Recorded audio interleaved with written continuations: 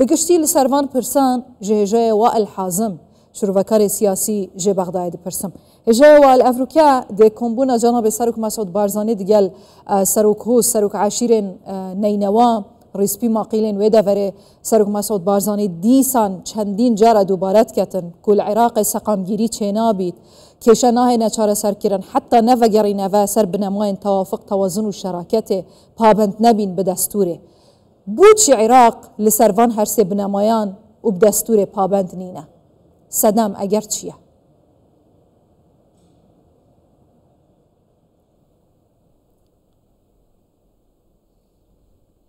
يعني بداية مساء الخير عليك. بالله سرتا ايوارا باش.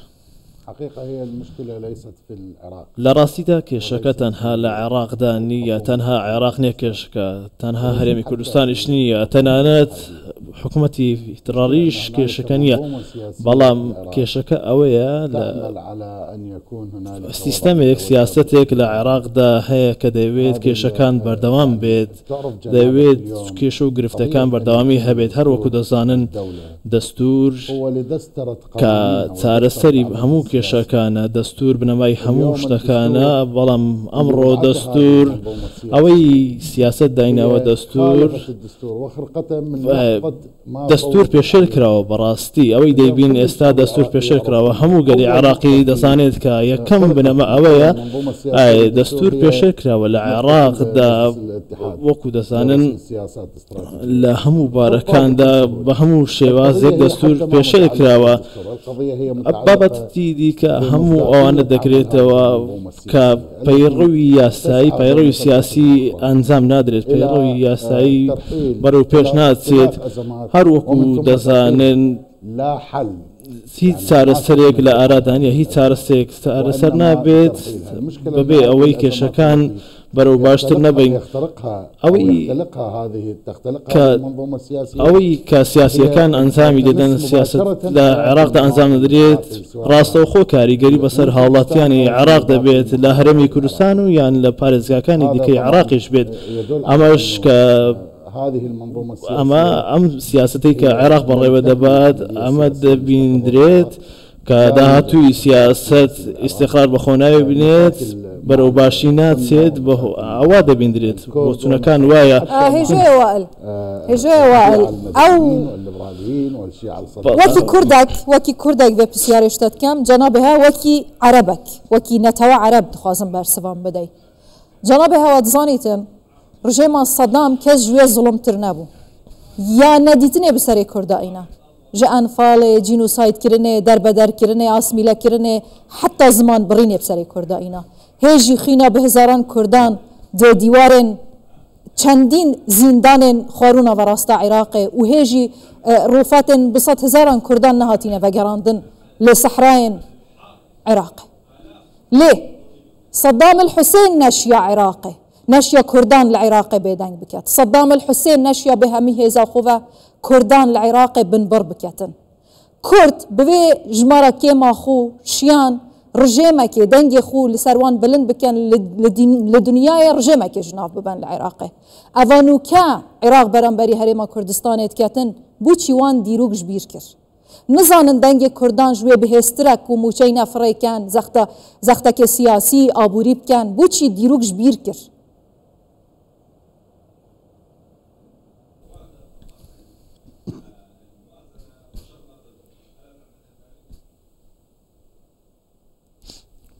يعني بالتأكيد ما تفضلت به والله بدنياي أوي بس تكي زور راستا أوي كبسر ظالم أواني كالقرآن بيروز جدا باسي ظالم كرايا خداي پروردگار دليت أطعمهم من جوع كبارستين يعني لترس بارستين يعني لقرآن بيروز ده هاتوا أوي كاستادا كريت ظلمي كبراستي برسي كردني هاولاتيانا لا هرمي كردستان بيت يعني لبارزگا كاني عراقي ديكي بيت هاولاتي كردي بتايبتي باسي لي ودكين أو سياستي كاستادا عرادا متبريني هاولاتيان كردستان اما براستي ظلميكا اما ظلميكا كم هيت كم تنية لا وي صدام دي كرد هم اما الظلم كهروكو او صدام ده الكرد كردو اليوم هم يعني بطنياي وكرد القيادة الكردية سركداتي كرد بطنياي وهمو اوانا لا سيستمي سياسة العراق دا دزانن كقباري السياسي الكردي كردي قباري سياسة كردستان دا قوري نصبر بعد كم شهر اما كدالي تعاورين دكين تمان جدي كتعاور دكين سين بيد سروك بارزاني او داليت ك بالحكومة المقبلة بيست سياسة العراق جواب بزان كبشداري سروك بارزاني زور جرينجا لبروسي سياسي العراق دا وكاريجري خوش إجا كلام أخو في برسي برسف بدا إجا كلام أخو قافم بروف سحت كتا السوشيال ميديا ومديا عراقي فانشان روجا أم وكي كورد أم خو قلق بيغانات بينين بيانيد بينين العراقي بوچی گاوا ام بحث پارید که این کمافه که می دستوری و یاساییه زدتری 2 ساله ببریار عراق نفته هرما کردستان نهایت هنارتن لی برانبری ویز المستمع موچه نهنیرن دعیدو عرفات دا گاوا بیت بحث پاری هنده بیجن پاری نهنیرین حق هوانینا و وکی بیانی محسب کن لی گاوا مثلا كود بيتا جدابون بون منا ما ريفراندوم كر ريفراندوم جدابون ما كر همي عراق رابو سرخو نخير كردستان پارچكش عراقي ونابد بهيج رنگكي هن جدابون هن خينو گوشته منا بوچي وقت بحث جدابونه تتكرن ام خينو گوشته هوينا و امش هوينا قاوا ام بحث موافق ويا دستوري ويا سايت كان هن انكارت كان سبب چيا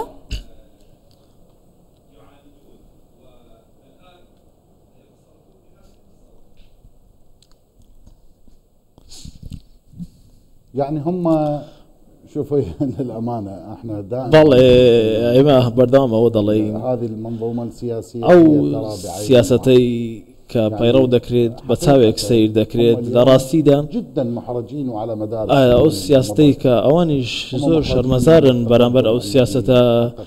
براستي زور شرمزارن برامبر او بيشكوتناني كهرمي كردستان بدي هات و شرمزارن بو سياستي كهرمي كردستان بيرون دكريت بباشي سياسة يكي هرمي كردستان سياسة مداران شرمزارن لوانا براستي اما راستي كدبي بقدريت همو ام بابتانا سیاستی عراقی زور شرمزار کردووە بەرامبەر بە هەرێمی کوردستان بەرامبەر ئەو پێشکەوتنانەدا کە دەزانرێت کوردستان چەند ناوچەی جوانی وەکو هەولێر و دهۆک و سلێمانی دروست کردووە لە کوردستاندا ئەمەش فەشەلی عراقی دەرخست بەڕاستی ئەوە ڕاستیەکە ئەمە ئەم عقدەی عراق بەرامبەر بە هەرێمی کوردستان و سەرکردایەتی عراق بەرامبەر بە هەرێمی کوردستان زۆر زیاتر بوو کاتێک زاندرا الديمقراطي بارتي ديمقراطي كردستان كاتر مانجك بيشستا رايكان باسی دەوە کرد ئەوانەی ئەو وارداتنی لە سووریەکان هەیە لە دەواازە سووریەکان هەیە هەموو ئەو تەفاسیلانەی لەوەکە باس کرا بوو هەموو ئەمانە عێراقی زۆر شەرمەزار کرد بەڕاستی ئێمە ئازیزەکەم باسی ئەوە دەکەین لە کوردستانێک کە لە سێ پارێزگادا هەموو پێشکەوتانی بەخۆ دیتیوە و هەموو عێراقی و هەموو پارێزگانەوە کە دەیانوێت هەرێمی کوردستان بن بەڕاستی ولكن المو منطقي ان تكون بلام هو منطقي نيا بمزورات شياتي هرمي كردستان بكريت ناكريت اما بسر هولاتياني هرمي كردستان بشكيتو زررك بهرمي كردستان اجا مثلا وان گريبستين حكومه هرمي كردستان دگل كومبانيين امريكي پیش 2 هفتيان امضا كري با مدبونا جناب سرك وزير مسرور بارزاني العراق الدنيا هستابه نابید اف گربسته بهنه امضا کرن اونا دستوری و یاسایینا دمکی دا کودادگاه فدرال عراق چندین جاران آماجه به دستوری بون و یاسایی بون گربستن هرما کردستان کریت گل هر کمپانیه که بهت کرن باشه هین ود جاتیه چاود بینن و چاود نرخین دمکی دا کل سراست وزارت دروی امریکا وزیر دروی امریکا گوتی خورد کرن به حزبونا پیوندین امریکا دگل عراقه بنده گریدای رزگرتنا عراقیه لأوتونومیا هرما کردستانی و کمپانیین امریکی العراق هرما کردستانی کارت کن بوچی عراق هیچ ریزه و بایخ و سنگه نادتا آخفتن گوتنا امریکا العراقی و وان گریبسته بوی رنگی شروبت کت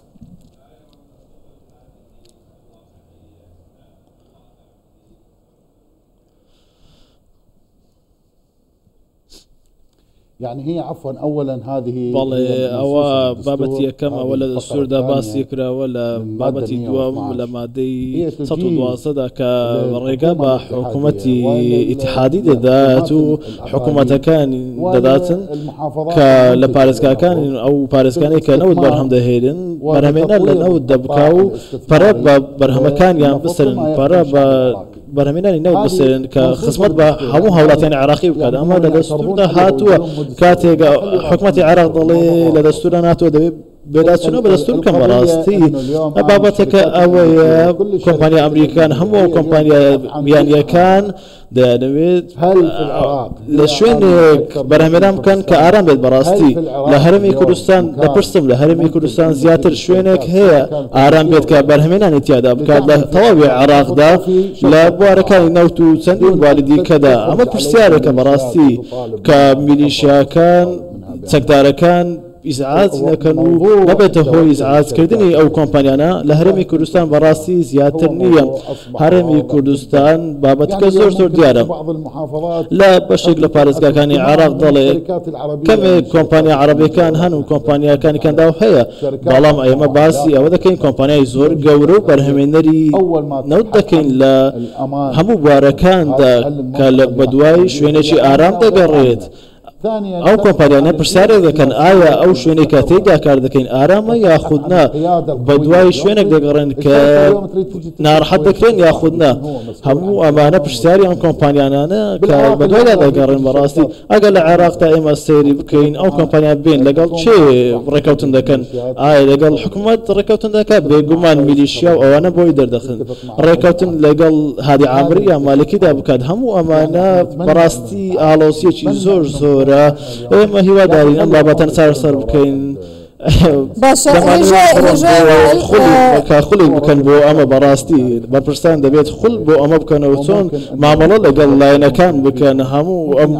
خلانا فير ذكرين كتون اداره داني دولت بكن نابد عاجز من لمن براستي دبيت برستان حكومه العراق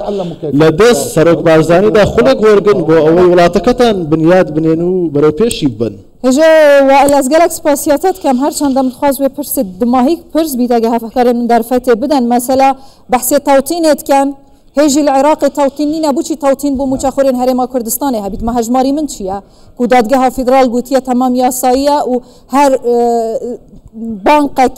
بانك مركزي دا لهرما كردستان كو تومار كري بيتن تمام كاريوي فرميه وما قبيل كريا دمكي دا بحث توطينت هتا كرن دمكي دا بحث باقجيا ليستا موشيت هتا كرن كو كس نزانيتن موچخورين فرمين عراقي چندن بنديوار و دزي چندن مثلا امارك البيشيا من 11 سالان دا زدتري 15 مليار دولار جفروتنا نفتا قاچاخ تنكتينا دست خز علي بوشي كاز بحث شفافية العراق ناكت خير همي بوينا دست باقجو همي بوينا شاما شريف تقال هرما كردستاني نعم بالي